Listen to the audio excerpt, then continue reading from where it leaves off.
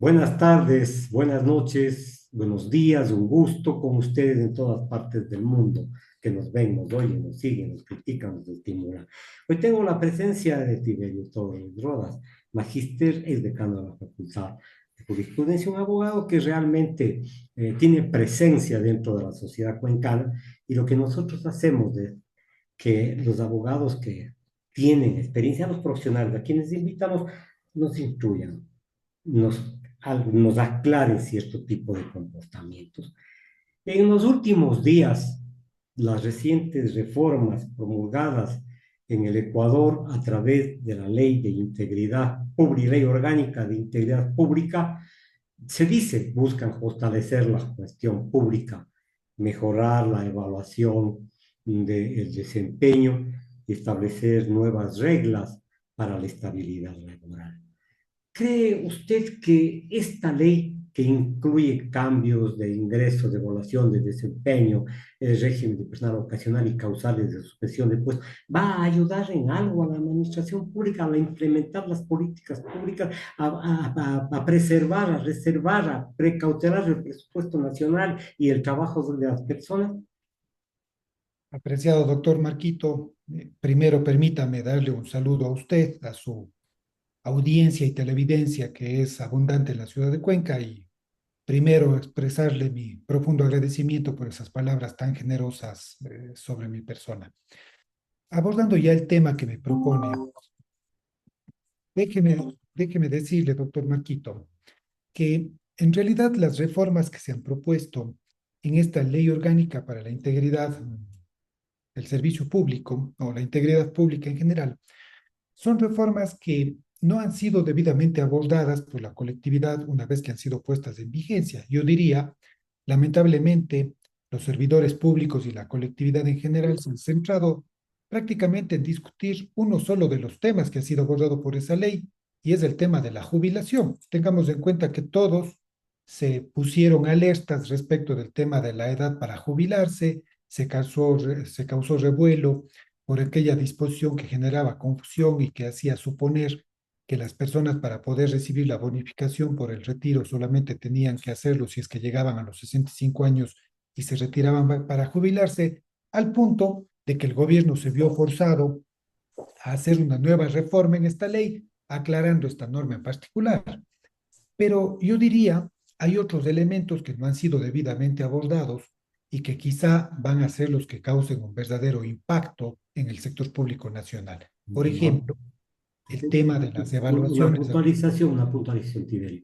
La ley fue promulgada el 26 de junio del 2025, es decir, llevamos ya prácticamente un mes y no ha habido un debate, sino únicamente centrado en la cuestión de la jubilación.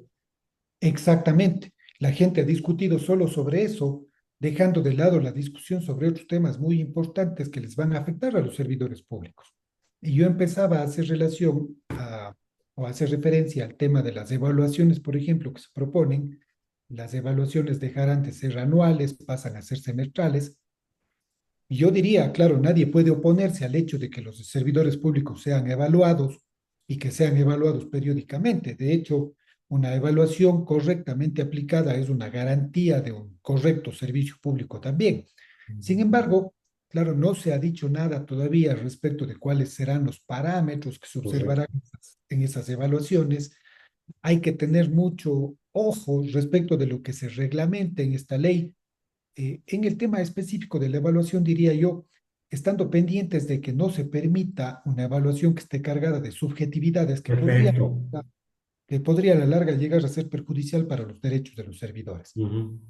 Esto no quiere decir que estemos en contra de la evaluación, más bien déjeme decirle que yo en lo personal soy partidario de que las evaluaciones sean rígidas desde el punto de vista de que efectivamente lleguen a valorar la calidad del trabajo que realiza el funcionario, pero siempre que esté fundamentada en elementos objetivos que permitan que no se vulneren los derechos de los servidores.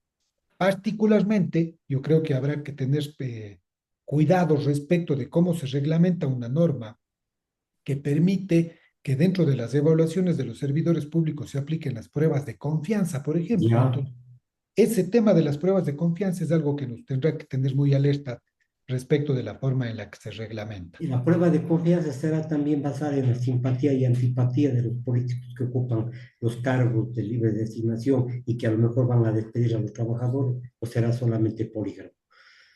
Oiga, es que puede ser cualquiera de las dos cosas. O pueden incluso inventarse otros métodos en los cuales se evalúe la confianza respecto del actuar de los servidores. Insisto, en lo que hay que estar ahí atentos es en que esos parámetros sean objetivos. Solo Correcto. la objetividad en los parámetros de evaluación va a permitir que las evaluaciones en efecto lleguen a valorar el trabajo del funcionario y no se centren en hacer una consideración de temas subjetivos que puede ser utilizada para sacar a toda la gente que resulta incómoda y para poner a la gente que le resulta cómoda al jefe, ¿no? Bien, ahora esta evaluación, al ser subjetiva y no ser técnica, al no evaluar las características personales, humanas, de servicio, a lo mejor a través de una estadística, de una investigación del trabajo, van a permitir entonces que se violenten los derechos de los trabajadores en forma burda, cumpliendo un propósito, a lo mejor que para reemplazarles a ellos, incluso tomando la edad de que ya son viejos, en fin, para poder reemplazar con sus atlates políticos o sus comilitones políticos. Claro, una evaluación mal aplicada puede ser utilizada justo para eso, para deshacerse de la gente incómoda, para generar vacantes suficientes para cumplir compromisos políticos. Y eso es precisamente lo que tenemos que estar atentos de que no ocurra, mi apreciado doctor Marco. Hay que estar pendientes, insisto, en que cuando se reglamenten estos temas relacionados con la evaluación periódica de los funcionarios, los parámetros que se establezcan sean parámetros objetivos. Si ese no es el caso, yo creo que los servidores públicos están llamados a través de sus organizaciones a presentar los reclamos que sean pertinentes respecto de esa norma, si es que llega a ser atentatoria. Pero, asimismo, contrario censo, si es que los parámetros que se establecen son objetivos, yo creo que es deber de toda la colectividad más bien estar vigilante de que se apliquen efectivamente las medidas de evaluación para aprovechar la oportunidad de deshacernos de los malos funcionarios públicos, porque también hay que reconocer que las entidades públicas, así como la mayoría de funcionarios son buenos, cumplen de buena forma sus labores, también hay las excepciones de los elementos malos, esas manzanas podridas que hay que evitar que contaminen a las demás y hay que aprovechar para sacarlas a través de una evaluación correctamente aplicada. Bien, que se criticó mucho la meritocracia, usted recordará en el tiempo de algún gobierno anterior, hace unos pocos años, la meritocracia alcanzó una espuma bastante grande, ahora todo el mundo es máster, todo el mundo, bueno, en fin, pero esta meritocracia va directamente con la excelencia que está pidiendo este reglamento, quiero decir, no se tiene el título, ya es excelente, si no hay una evaluación, tiene que haber un reglamento que a lo mejor se hará en los próximos días, pero tiene que ser claro, determinante para las diferentes actividades que desarrollan los servidores públicos con tantos ministerios de tantas acciones. Mire que usted toca un tema que es sensible dentro del tema del talento humano en las entidades públicas, pero que sí es necesario abordarlo con total objetividad. Y ahí yo voy a hacer una crítica tratando de ser muy objetivo. La meritocracia es un elemento que necesariamente tiene que considerarse al momento de la vinculación, al momento del ascenso y de la práctica de la carrera administrativa dentro del sector Uh público. -huh. Pero tiene que entenderse bien también la meritocracia.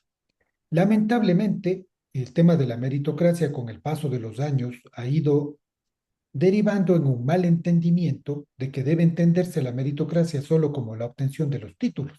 Uh -huh. Y la gente cree que por el hecho de tener dos, tres, cuatro maestrías, un doctorado, ya le hace tener el mérito suficiente para desempeñar el cargo o, estando ya desempeñando el cargo, para mantenerse en el mismo, sin tener en cuenta que lo que en realidad debe considerarse, sobre todo una vez que se ha accedido al cargo, es el ejercicio eficiente, el ejercicio eficaz, el ejercicio honesto de las funciones que se Correcto. le encomiendan al servidor.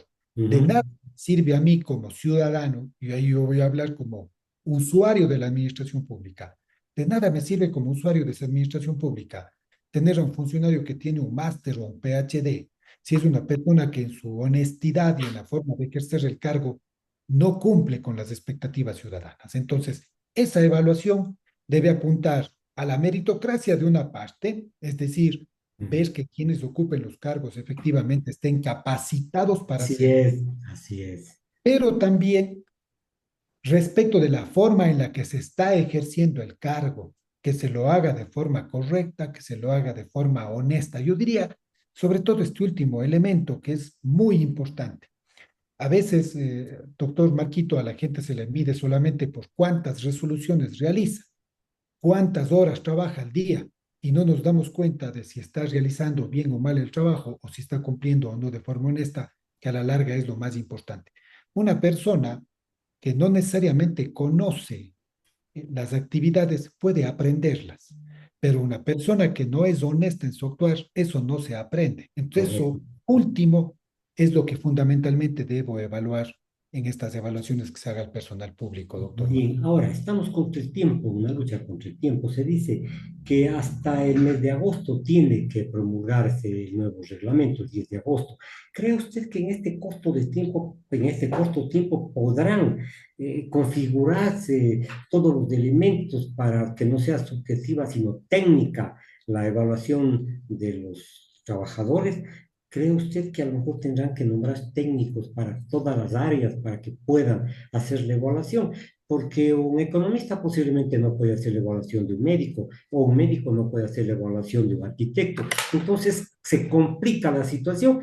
En algún momento es demagógico el decreto. Sí puede serlo, sobre todo si es que en la construcción del reglamento y de los parámetros de evaluación no se está contando con la opinión de las distintas entidades e incluso, diría yo, de los usuarios de los servicios públicos. Lamentablemente en nuestro país, históricamente, y esto que le voy a comentar no es propio de uno u otro régimen o de uno u otro gobierno, sino yo diría históricamente ocurre que las normas son hechas desde la comodidad de un escritorio de un funcionario que se sienta a redactar el reglamento sin conocer qué es lo que pasa en la aplicación práctica de los mismos. Ujú, Entonces, ujú. si es que el Le fenómeno, llamamos en territorio, jamás fueron a territorio. exactamente, es alguien que nunca ha hecho un trámite en su vida y se pone a reglamentar cómo hacer el trámite.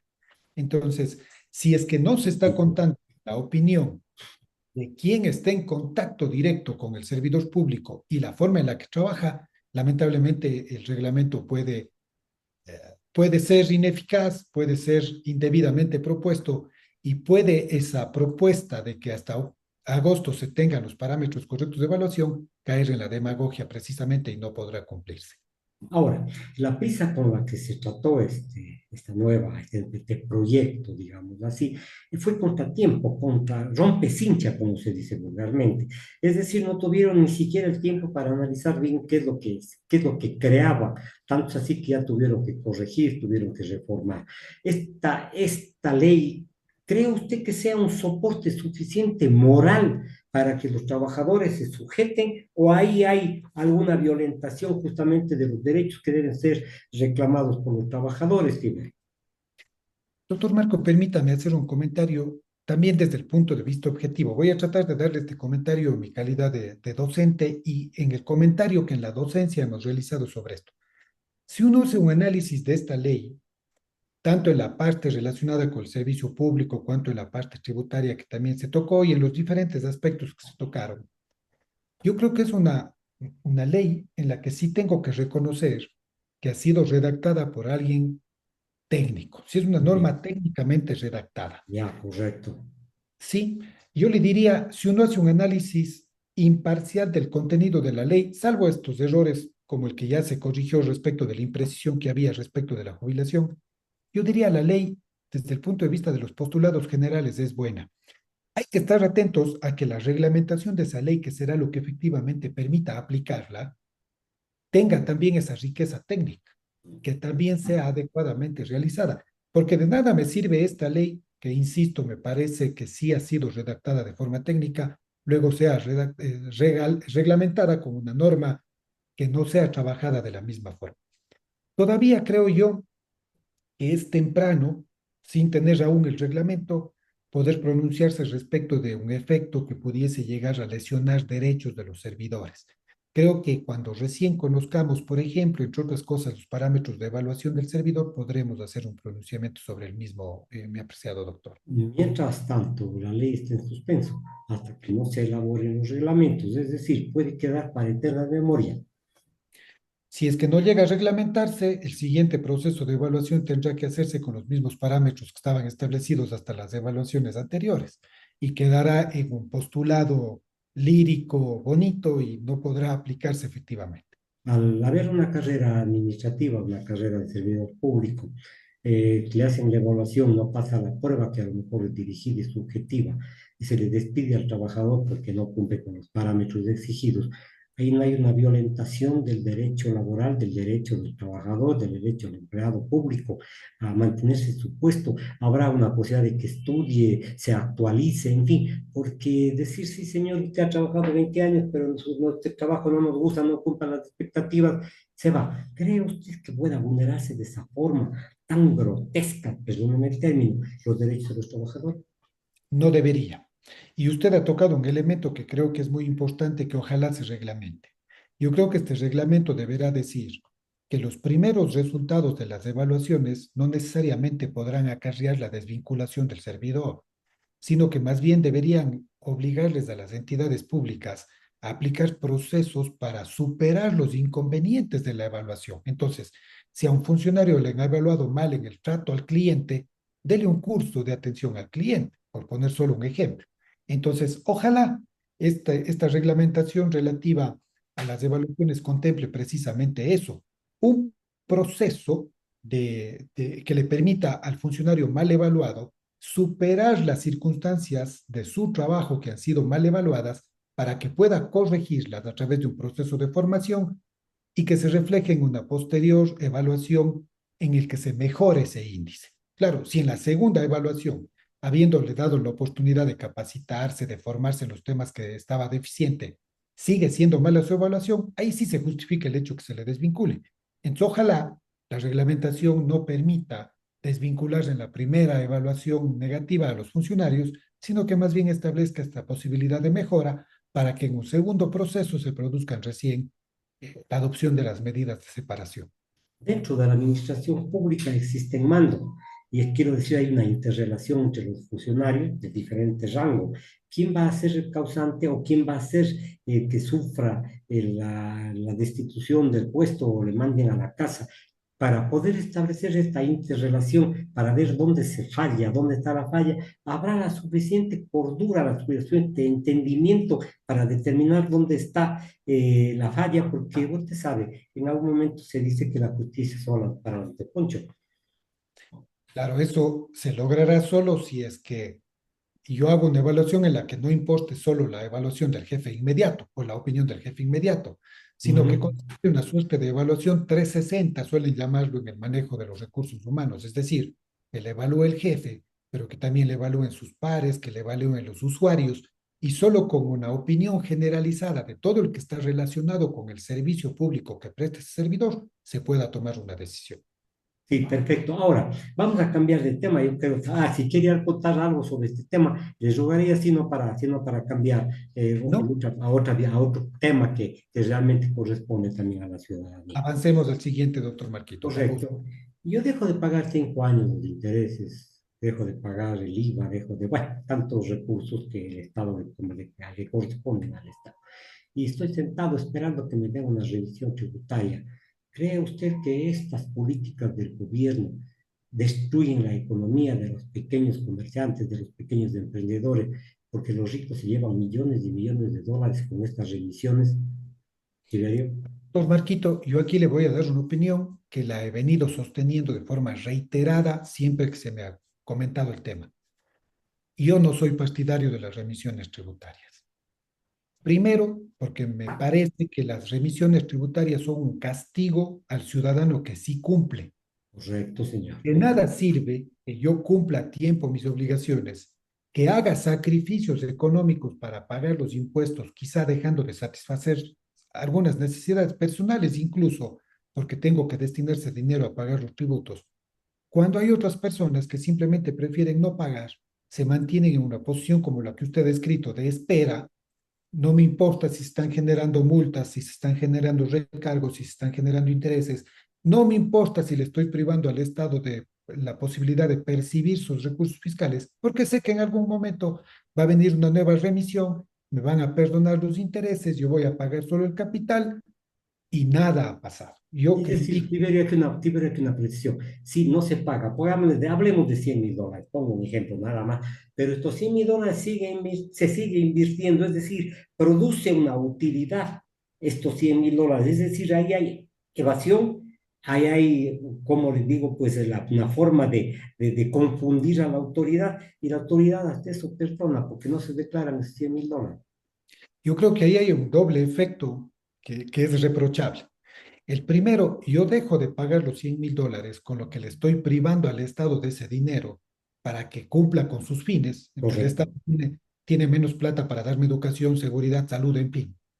Pero al mismo tiempo, yo estoy con los $100.000 en mis manos y los hago producir. Hasta yo diría, estoy enriqueciéndome con una fuente de financiamiento que es reprochable al menos. Esa fuente de financiamiento que debería tener el Estado, la estoy teniendo yo con lo que dejo de pagar. Entonces hay una doble conducta que es reprochable. Pero todo eso al final se termina premiando con las remisiones tributarias. Oiga, yo desde la primera remisión que hubo, hace ya bastantes años, en gobiernos anteriores, ya hice esta crítica y dije, no es posible que al incumplido se le premie. Si esto es que el Estado a veces tiene que tomar medidas excepcionales para lograr una recaudación acelerada de tributos. Pero eso no debe hacérselo a costa de castigar al cumplidor y de premiar al incumplido. Yo justifico las remisiones tributarias solamente en casos excepcionales. Por ejemplo, si yo le perdono los intereses al afectado por el terremoto, esa sí se justifica. Correcto. Ujú. Si yo le perdono los intereses al que se ha visto golpeado por una crisis económica como la que produjo la pandemia, eso sí se justifica. Correcto. Excepcional. Exactamente. Correcto. Individualizada la situación. Individualizada y orientada a beneficiar solamente a aquellas personas que, pese a haber tenido la intención de cumplir, por las circunstancias extremas y extraordinarias ha estado imposibilitada de hacerlo. Favorecer a todos los otros incumplidos es lo que no justificaré nunca. Además, eso hace que todos los esfuerzos que el Estado hace respecto de generar una cultura tributaria se boten a la basura. Es como que yo a los niños en la escuela me mate enseñándoles el respeto de las señales de tránsito y yo que les llevo en el bus escolar a la escuela me paso los semáforos en delante de ellos. No sirve de nada Claro. enseñarles una cosa y predicarles con el ejemplo otra. Y eso es lo que está haciendo el Estado con las remisiones. Justamente el ejemplo edifica o destruye. Totalmente de acuerdo con usted. Pero hay algunas formas de acceder a las condiciones de acceder a la remisión tributaria, requisitos.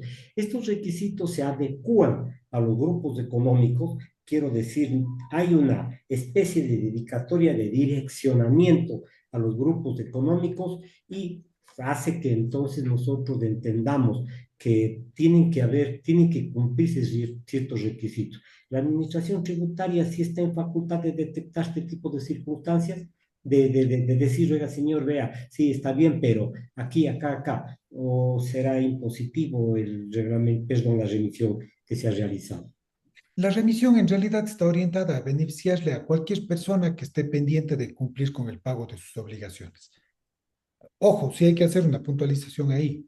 Generalmente, los contribuyentes más grandes son los que están en mora del pago de sus obligaciones. Entonces, si yo luego de la aplicación de la remisión hago una revisión de quienes se han beneficiado, posiblemente veré que quienes mayormente se benefician con estas medidas son los grandes contribuyentes, porque son precisamente los que mantenían las deudas impagas.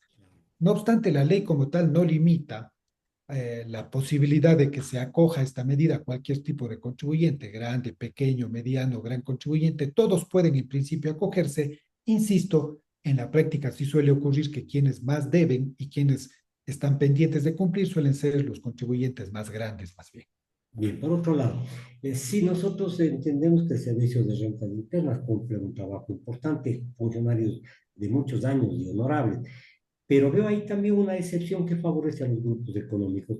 Se aceptan pagos parciales quiero decir, se benefician en la remisión de los impuestos, de las multas, y todo encima de eso se les da plazos para que honren, entre comillas, la deuda, que para que cumplan moralmente la deuda.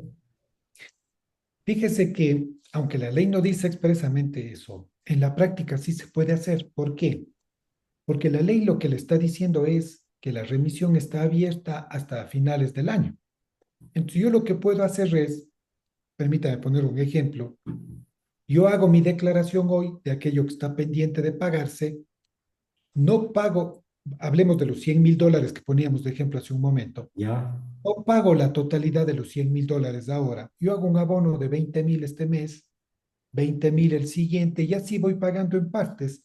Lo importante es que hasta antes de que termine la remisión, que será en diciembre de este año, yo ya haya pagado todos los 100,000. Entonces, en la práctica, aunque la ley no me da la posibilidad del pago en plazos, yo sí puedo en la práctica ir pagando por partes, siempre y cuando llegue a pagar la totalidad de la obligación pendiente durante todo el periodo de vigencia de la remisión. Como la remisión estará vigente durante todo este semestre hasta finalizar el año, yo puedo aprovecharme de ese particular para ir pagando en partes durante el semestre. ya. Ahora, también tenía aquí una pregunta sumamente importante. Las personas que no cumplen, las instituciones que no cumplen, se enfrentan muchas veces a procesos coactivos, pero dentro del proceso coactivo también es susceptible a tomar esta disposición legal de la remisión. Sí, la remisión es aplicable incluso respecto de obligaciones de las que ya se han iniciado los procesos coactivos. Entonces, Correcto.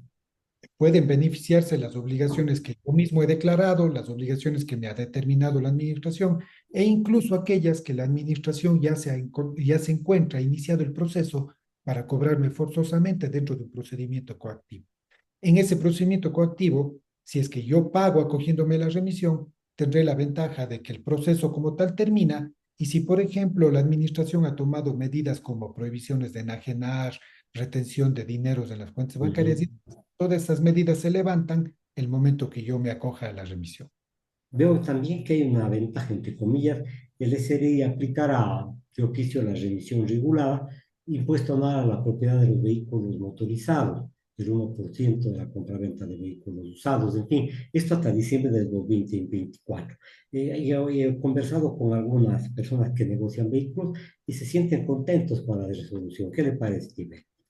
Oiga, a mí sí me parece positivo en algunas actividades. En realidad va a permitir, primero, la regularización de las obligaciones. Segundo, va a darle ciertas facilidades a actividades como esta de la compra-venta de vehículos, que a veces se ve entorpecida en la práctica por el tema de los traspasos y demás. Entonces, sí va a generarse una obligación. Hay que tener una facilidad, perdón.